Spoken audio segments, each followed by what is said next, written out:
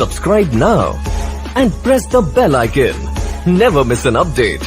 नमस्कार, मैं पंकज राणा आपका अपने channel Pankaj Rana different things में स्वागत करता हूं। आज अपने चैनल के माध्यम से एक कहानी लेकर उपस्थित हुआ हूं जिसमें आपको काफ़ी मज़ा आने वाला है।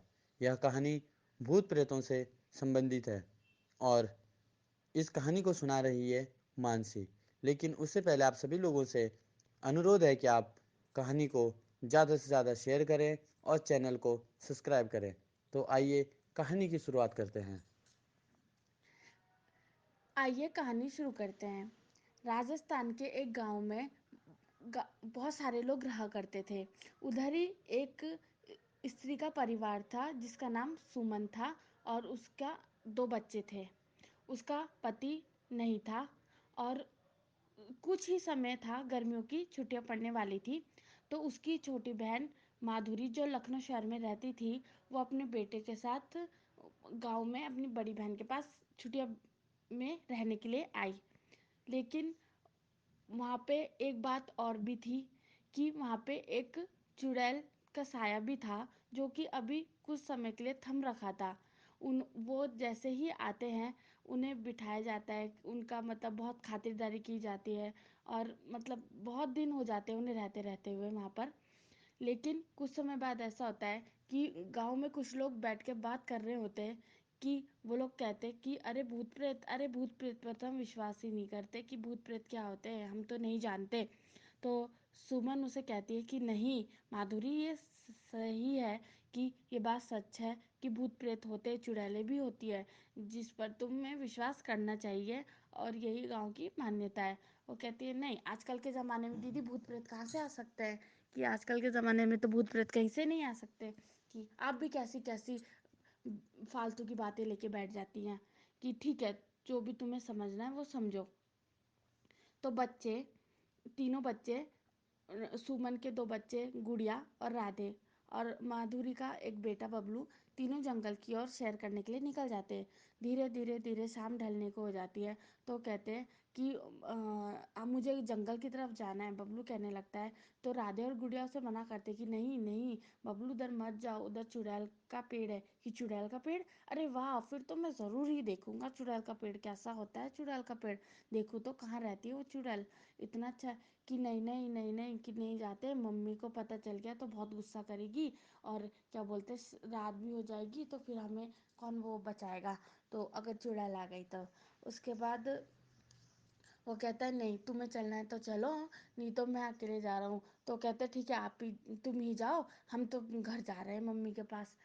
तो वो पीछे को मुड़ने लगते हैं और घर जाने को होते हैं तो बबलू आगे बढ़ता है तो कहता है देख लेना कहीं पीछे चुड़ैल ना जाओ। कहते हैं कि हमारी भलाई इसी में कि हम बबलू के साथ ही चल लेते हैं और अगर से छोड़ के गए तो तब भी हमें मम्मी से डांट ही पड़ेगी, तो इससे हमें साथ ही चलना चाहिए। वह साथ जाते हैं और उधर पे एक पेड़ होता है, उसमें लाल धागा बना होता है और वो एक चक्र से घिरा हुआ होता है। तो वो कहते हैं इस चक्र को पार मत करो बबलू। वो कहते हैं क्यों क्यों? कि हाँ इस चक्र को पार करना मतलब चुड़ैल को दावत देना के ही समान है, तुम मत जाओ मत जाओ। कहते हैं नहीं नहीं। वो वो उस चक्र को पार कर लेता है और पेड़ के पास चला जाता है। कहता है अब बताओ चुड़ैल कैसे बाहर आएगी पेड़ से, मुझे मिलना है। कहते हैं नहीं बबलू, तुम उस धागे को मत निकालो और मत पेड़ के साथ छेड़खानी करो, चलो घर चलो घर। कहते नहीं मुझे चुड़ैल के आने का राज बताओ कि कैसे आएगी चुड़ैल। वो कहते हैं ये धागा खोल के 3 बार इस पेड़ के सामने कहो कि दूध ले लो बच्चा दे दो, दूध ले लो बच्चा दे दो। तो वो पेड़ से धागा खोल के उस पेड़ के सामने 3 बार वही कहता है कि दूध ले लो और बच्चा दे दो। तो इतने में चुड़ैल की आवाज़ आने लगती है, कदमों की। हवा बहुत तेज हो जाती है, मौसम का रुख ही बदल जाता है।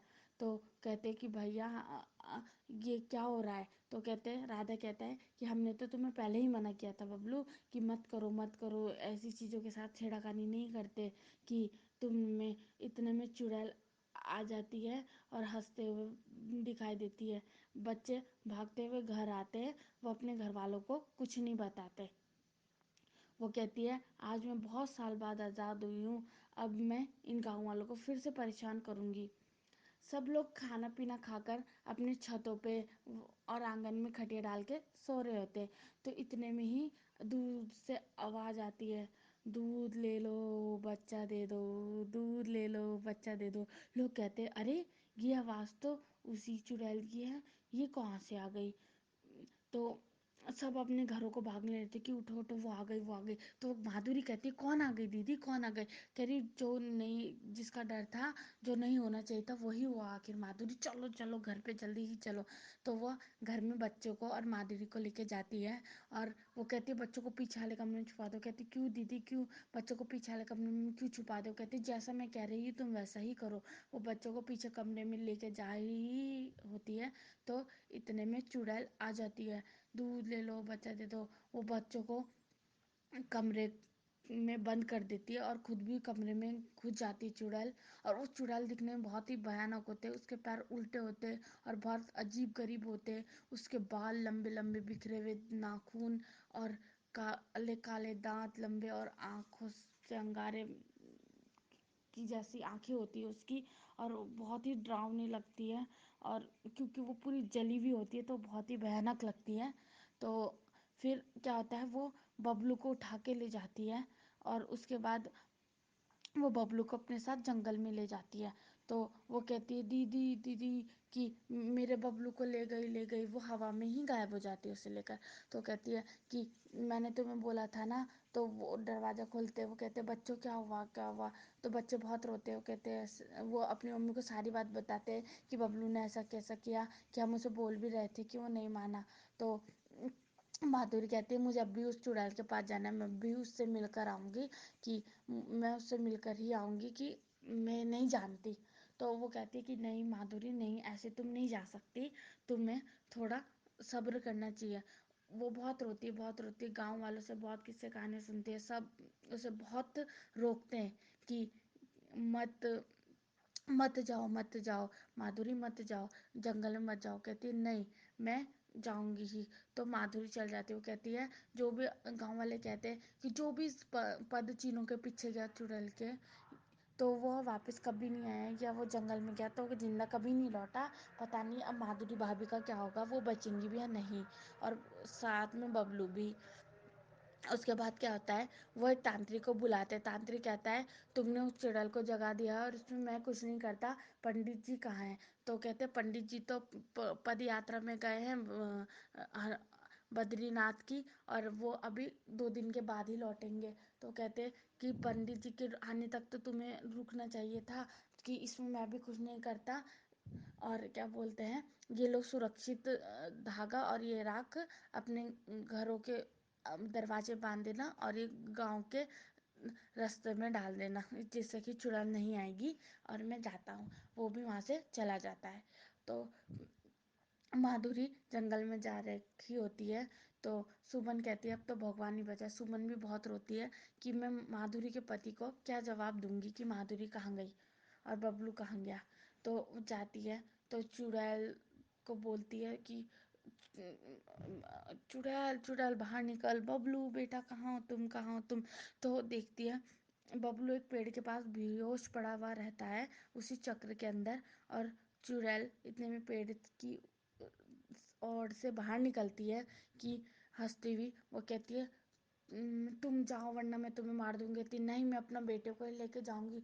वो कहती है नहीं मैं तुम्हें मार दूंगी, यहाँ से चले जाओ और गांव वालों को बोल दो कि 3 दिन और 3 दिन और पूर्णिमा की रात है, 2 बच्चे और पकड़ूंगी, उसके बाद इनकी बलि देकर मैं अपनी शक्तियाँ वापस पा लूंगी और मैं अमर हो जाऊंगी और इस गांव पे मेरा ही राज होगा।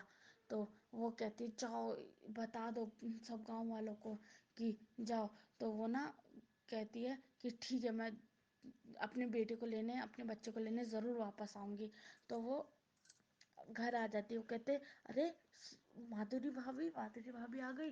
तो सुमन कहती है अरे माधुरी तो जिंदा है, वो वापस आ गई, कि क्या हुआ। वो माधुरी सबको बात बताती कि ऐसा ऐसी बात है। तो कहते कि ठीक है हमें पंडित जी से ही कुछ बात करनी पड़ेगी। तो पंडित जी के पास वो लोग जाते हैं, पंडित जी भी आ जाते हैं यात्रा से वापस। तो पंडित जी कहते हैं कि क्या बोलते तो मैं गया और मेरे जाते साथ ही ऐसी हादसा हो गया गांव में, ऐसा कैसे? तो वो कहते कि पंडित जी अब आप ही कुछ सहायता मदद कर सकते हो। कहते ठीक है। तो वो कहते हैं कि उस धागे को किसने खोला? तो वो कहते कि बबलू ने खोला, कि ऐसे ऐसे किया उसने। बोला कि ठीक है कोई बात नहीं, उसने नादानी में कर दिया, पर चलो मैं तुम्हारी मदद करूंगा। तो कहते ठीक है। उसके बाद वो बैठ जाते हैं पंडित जी। कहते ठीक है, आज अगर चुड़ैल आएगी तो सब अपने गांव वाले अपने घर बंद रखना, सुमन का ही घर का दरवाज़ा खुला रहेगा। तो वो अंदर अपने मंत्र पढ़ते रहते हैं। तो चुड़ैल आती है। वो कहते चुड़ैल जा यहाँ से। वो कहती नहीं, कि मैं नहीं जाऊंगी यहाँ से, कि मैं तो बच्चे को साथ लेकर ही जाऊंगी। वो कहते ठीक है, जा ले जा, तेरी हिम्मत है ना, ले जा सकती तो लेके दिखा, ले जाके दिखा, कैसे ले जाएगी तू? तो वो राधे को पकड़ती है। वो उसको सुमन को कहते कि तू अपनी जगह से हिलना मत। वो जहाँ मंत्र पढ़ रहे होते हैं वह आग जला के हवन कुंड के उधर सुमन को और माधुरी को बिठा रखा होता है और खुद भी बैठे होते हैं। तो कहते हैं कि मत हिलना, पर सुमन अपनी जगह से हिल जाती है और वो राधे को ले जाती है। तो सुमन बहुत रोती है। तो पंडित जी कहते हैं आज का काम तो असफल रहा, पर कल ये ज़रूर आएगी। तो बात बताती है। वो कहते मैं अब कुछ नहीं कर सकता। तो कहती है कि नहीं नहीं पंडित जी, आप ही को कुछ करना पड़ेगा। कल तीसरा बच्चा अगर गायब हुआ तो वो बच्चों की बलि देके अपनी शक्तियों को दोबारा हासिल कर लेगी। वो कहते ठीक है। तो उसके बाद क्या होता है, वो दूसरे दिन फिर उनके घर पे यज्ञ करने के लिए आता है। वो बैठता है हवन कुंड को सजाकर, और सुमन माधुरी और कहते हैं कि तुम्हें आज उसका शिकार अपनी बेटी गुड़िया को बनाना पड़ेगा। वो पहले तो आनाकानी करती, नहीं मानती। बाद में कहती है कि ठीक है, मैं अपनी बेटी को उसको बलि चढ़ाने के लिए मंजूर हूँ, कि दे दूंगी मैं उसे, कि क्या बोलते हैं, को कहते हैं इसी उसमें हम उसे कैद कर लेंगे इस गुड़िया के अंदर। वो वो एक गुड़िया का पुतला बनाता है, तो उस पुतले के अंदर वो कहते हैं ठीक है। तो वो सारी तैयारी करके रखता है। उसके बाद वो कहता है कि वो मंत्र पढ़ने लगता है। चुड़ैल आती है। तो सुमन का दरवाजा देखकर खुला, वो उधर ही आती है। तो उसके बाद क्या होता है, तो जब वो आती है तो कहता है कि मैं बच्चों को लेके जाऊंगी। पंडित तू फिर आ गया, मैं तो लेके जाऊंगी, तू क्या सोचता है, तू रोक लेगा? तेरे बजरंग बली भी कुछ नहीं कर सकते, क्या कर लेंगे तेरे बजरंग बली, मेरा कुछ नहीं कर सकते वो भी। कहता है अच्छा तू इतनी हुआ है। जैसे ही वो उसको उसके बाल काटने लगता है, इतने में गुड़िया की हालत खराब होने लगती है, गुड़िया की सांसें रुकने लगती है, वो धीरे धीरे ठंडी होने लगती है। तो ठंडी होने लगती है। उसके बाद वो उसको लेके चली जाती है, उड़ जाती है। तो सुमन रोती हुई कहती है पंडित जी आपने तो कहा था कि मैं इस चुड़ैल को आज कैद कर लूंगा, ये कैसे? कि कल का दिन सिर्फ, और परसों पूर्णिमा की रात, कल नहीं, कि कल पूर्णिमा की रात है और ये बच्चों की बलि दे देगी, कि मैं क्या करूँगी? तो कहते हैं कल देखते हैं कि इसका क्या करा जाए। तो सब गांव वाले पंडित जी क्या कहते हैं, वो कहते कुछ तो उपाय करिए। वो कहते ठीक है, कि तुम कुछ काम करना, मेरे साथ चलना जंगल में। तो ठीक है। धीरे धीरे लोग लोग गांव के लोग गांव खाली करने लगते हैं, क्योंकि उन्हें डर होता है कि हमारे बच्चे कहीं चुड़ैल ना उठा के ले जाए। और वो दूसरे गांव में जाने लगते हैं, शहरों में जाने लगते हैं। सिर्फ सुमन का ही घर खुला रहता है। तो फिर वो लोग रात को जंगल में जाते हैं, जहाँ चुड़ैल का पेड़ होता है। वो चक्र के बाद एक हवन कुंड बना के वहाँ पे बैठे रहते हैं और यज्ञ कर रहे होते हैं। तो कहती है आज पूर्णिमा की रात है, तुम मुझे रोकोगे, मुझे रोक के दिखाओगे? तो वो माधुरी को कहता है ये काम तुम ही कर सकती हो। तो वो मंत्र पढ़ता रहता है। तो वो एक पोटली में कैंची रखता है। तो वो उसके बाद कहते तुम करोगी? तो वो अपने बहुत भयंकर और विशालकाय रूप में आ जाती है वहाँ। तो उसके बाद जिस तरीके से मैंने बताया, जब वो पूरी तरीके से जली हुई होती है, उसके पूरे खून से शरीर बह से खून बह रहा होता है। तो उसके बाद क्या होता है, वो यज्ञ पढ़ने लगता है। तो वो कहते कि बच्चों को माधुरी उठाने देते, कहते नहीं बच्चों के ऊपर अभी चुड़ैल का साया है, उसने उन पर अपना असर कर रखा है और वो बेहोश है। तो तुम एक काम करो कि जाओ और चुड़ैल के बाल काटो। तो वो पंडित को भी हमला करने लगती है। उसके बाद क्या होता है, वो कहती है आज तो मैं बच्चों को मार दूंगी। पंडित भी उसके उससे बेहोश होने लगता है, पर पंडित फिर अपने आप को संभाल लेता है, कि वो अपने मंत्रों का उच्चारण करने लगता है। इतने में ही वो उस चक्र के अंदर जाकर पंडित उसे धागा देता है, वो उस धागे को अपने हाथ में बांधती है और कैंची लेकर जाकर वो चुड़ैल के बाल काटती है। चुड़ैल बहुत चिल्लाती है, उनमें बहुत लड़ाई होती है, बहुत झगड़ा होता है। वो उसके बाल काट के लाके हवन कुंड में डाल देती है और चुड़ैल वहीं आग की तरह झुलसती झुलसती मर जाती है।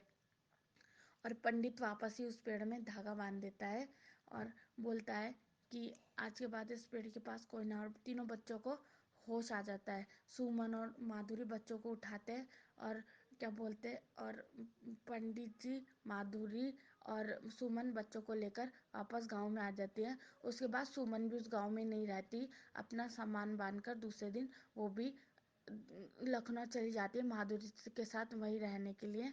उस समय को आज काफ़ी उस बात को काफ़ी समय बीत तो चुका है, पर उनके जहन से आज भी उस चीज़ का डर नहीं गया है।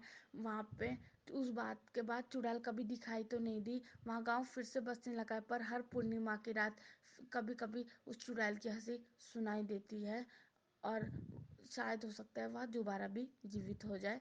तो आज की कहानी यहीं तक थी। तो दोस्तों ये थी कहानी। यदि कहानी अच्छी लगे कमेंट बॉक्स में कमेंट करें और वीडियो को ज़्यादा से ज़्यादा शेयर करें। Thank you.